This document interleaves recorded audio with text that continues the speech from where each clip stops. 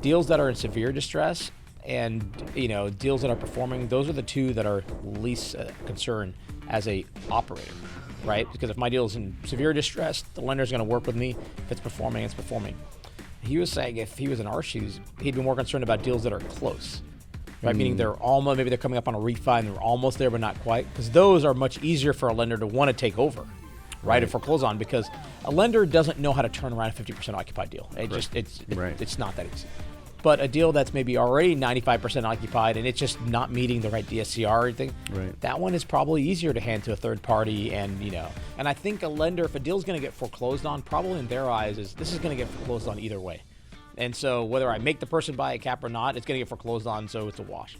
It's funny. So talked to 3 different lenders, 3 of the biggest ones. I won't mention any names, right? But one of them essentially says, hey, Feras, good to see you, my friend.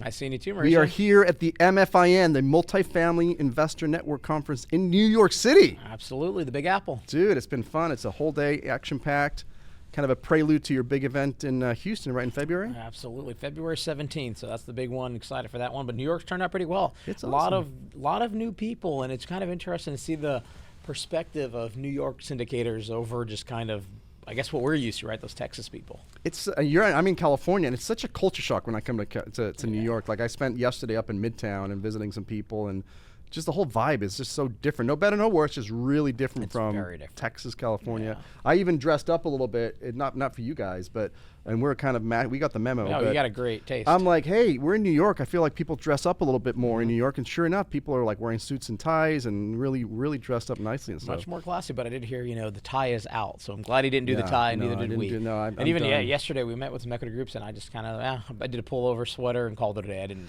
wear a jacket or anything. I thought about, and it was fine. That's what that's actually what they were wearing. If I'm gonna wear a suit though, like a tie, then I would go all out. Like I would, and I thought of that because then you separate yourself. Or like if I'm going like a breasted, like a vest and a breasted and just really fancy stuff. Do you want to separate yourself? That's the real question. I want to separate myself, but it's not really me. Like I'm more of a t-shirt guy, and that's kind of almost like my brand. It's like you'll usually see me in a t-shirt. Exactly. Nobody wants that too chummy, lawyer that you can't have just kind of a candid conversation with. I'm the anti-lawyer too, right? I'm not your typical lawyer, right? So, as you know, we've known each other for many years. Nobody likes those real lawyers, Mauricio, right?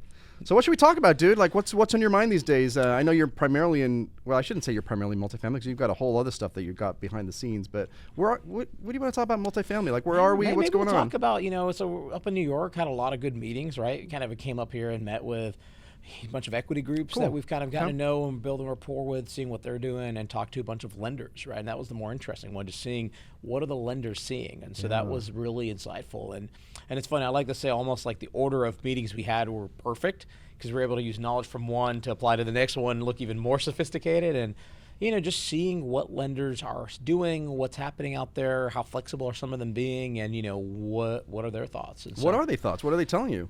It's funny. So talked to 3 different lenders, 3 of the biggest ones. I won't mention any names, right? But one of them essentially says, hey, we're starting to see people not pay. This is the first month really seeing them not pay their note. Second one was kind of the middle. A third one still is, things are rosy, right? And so different stories, but it was nice to hear, some of the realities, right? Some of their challenges and some of the lenses that they're looking at. And so all of them are starting to have the conversation of, hey, we will restructure depending on the situation, right? Whereas I think, a couple months ago, talking to some of the attorneys and who were focused on restructuring, saying, hey, they've been pretty kind of clamped up.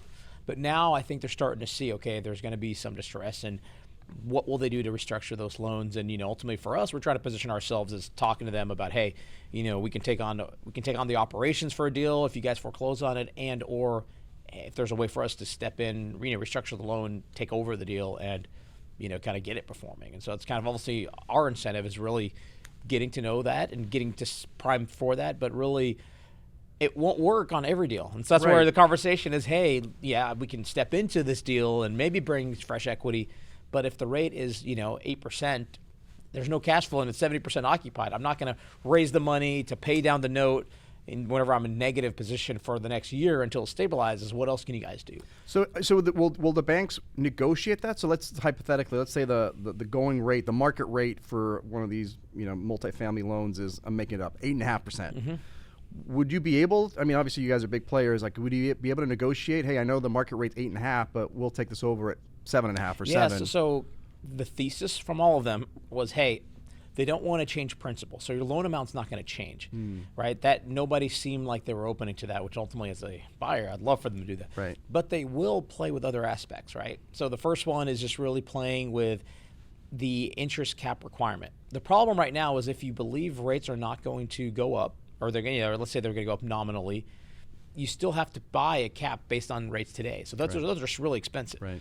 And I think a lender, if a deal's going to get foreclosed on, probably in their eyes is this is going to get foreclosed on either way. And so whether I make the person buy a cap or not, it's going to get foreclosed on, so it's a wash.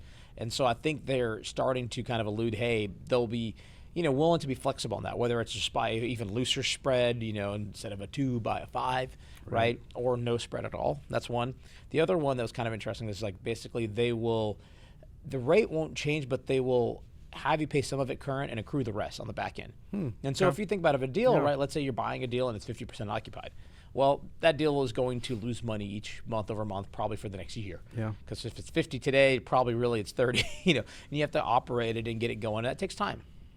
And so instead of paying 7 or 8 immediately, which is pretty significant, maybe you pay 3 or 4 and you agree to pay the 4 on an exit or something along those lines, right? The other thing too, it just sounds like they'll do extensions, right? So if you have an existing loan, you can go ahead and kind of work with them on just at least getting more time in the deal. Now you still have to solve your cap problem, right? But it doesn't magically solve itself. But are they loosening up a little bit? I know that a lot of them are requiring for you to escrow some of the interest payments, and that's causing some issues too for some of my clients too. They're like, we can pay the note, everything's good, but now they want 6 months or another 12 months. We have that on a deal right now. Right. They want us to escrow on hypothetically buying a super expensive cap, and so that one it's like artificial pressure. Like we're doing okay, but you're actually putting more stress on us as the lender. Are there any talks of loosening that principle? I think the answer is yes. I mean, I don't know, because we were focused on, hey, distressed situations, what are the options? Right. Not stable, but I'm guessing if they're willing to say no cap, so the answer is probably yes. Right. Now, will they do that on performing deals? That's a different story. I think they look at it as, this is already a loss. Let's figure out how to make it less of a loss. Versus a performing deal is, hey, let's just take more money away from the operator, which they don't care about, right? And there's been talk even at your conference here that there's this belief or assumption that lenders don't want to foreclose, they don't want to take down the property. They learned from 08, obviously that was residential, but they don't want to get stuck with a bunch of non-performing properties. Honestly, that was the theme. Multiple lenders were pretty candid. They're like, look, we don't really want to take over deals. The one thing I will say that was kind of interesting, one lender, and I even asked my partner if I misunderstood it, and no, I think I understood it the way. They were basically saying, look, deals that are in severe distress and deals that are performing, those are the two that are least concerned as a operator. Right? Because if my deal is in severe distress, the lender's going to work with me. If it's performing, it's performing.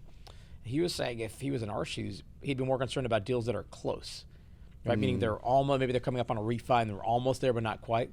Because those are much easier for a lender to want to take over, right? And foreclose on, because a lender doesn't know how to turn around a 50% occupied deal. It's not that easy. But a deal that's maybe already 95% occupied and it's just not meeting the right DSCR or anything, that one is probably easier to hand to a third party. And, so that was kind of concerning. So I'm like, man, so if the deal, they were basically saying get ahead of it, right? So if a deal's almost there, it's a performing deal, it's just with the markets, you're not going to hit exactly where you need to. Those are the ones that a lender is more likely to take over. Like, oh, well, that sucks. So it's almost incentivized to run it to the ground. And so it's kind of interesting to see that. But ultimately, people need to be smart and get ahead of their stuff, right?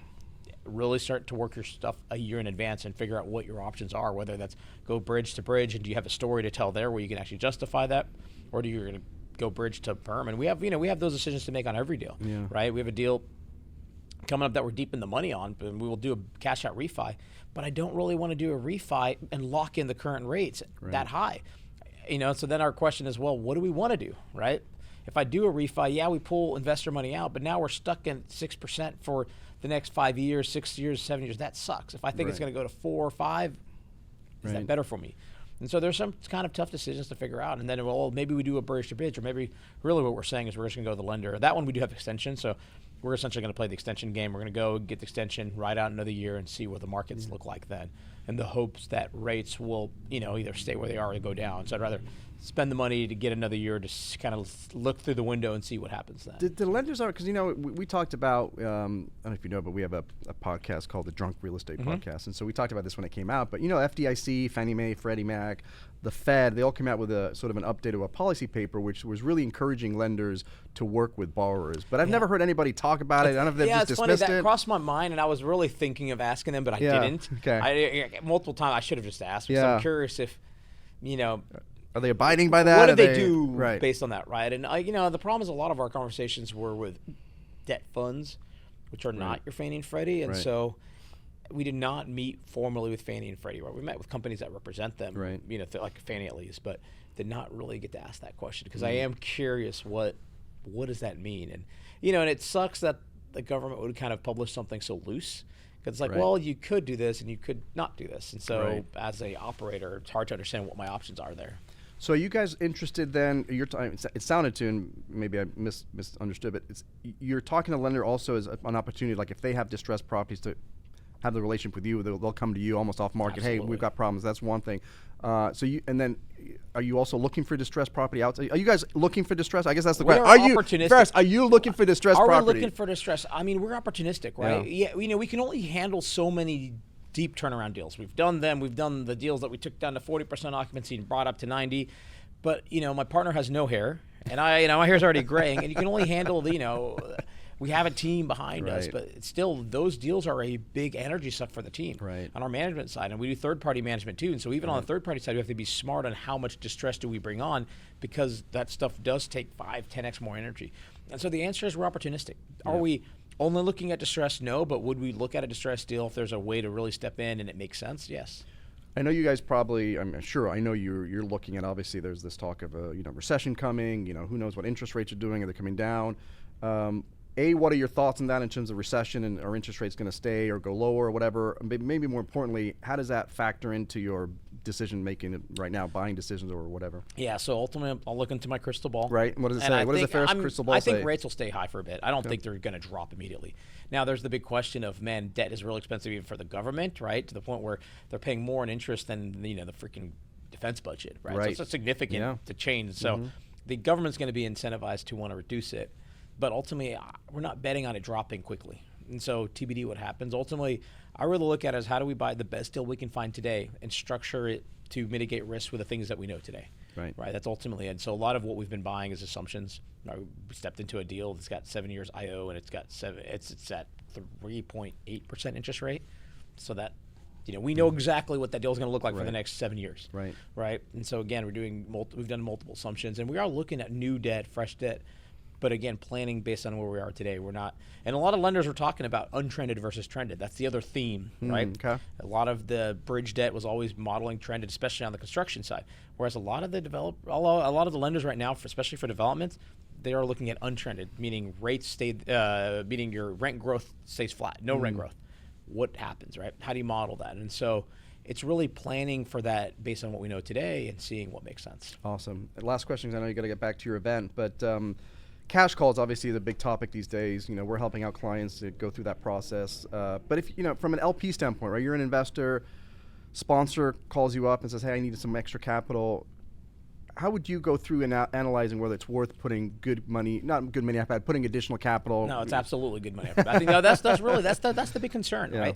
We have an investor that invested a lot of deals, and he literally asked me if I would hop on a call with him 30 minutes just to get his advice on some other deals he's invested in, whether the operator around should he put more money into them. Right. And honestly, you go through it, and I was honest with him, like, I don't think any of these are deals that you should put any more money in. I think you're wasting money because the opportunity, you gotta, as an investor, you have to understand what is the actual exit, right? There are operators that are saying we need to do $1 million cash call.